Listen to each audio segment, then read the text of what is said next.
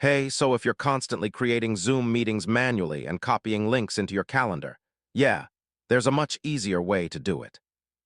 In this guide, I'll show you how to connect Google Calendar with Zoom step by step. All right, first, open the Google Workspace Marketplace and search for the Zoom add-on. Click Install and allow the required permissions so Zoom can connect with your Google account. Now sign in to your Zoom account to complete the integration. Next, open Google Calendar in your browser while staying signed in to the same Google account.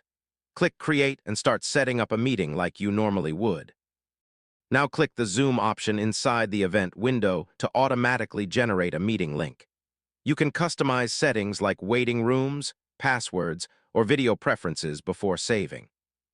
Click Save, then send invitations so attendees receive the Zoom link automatically.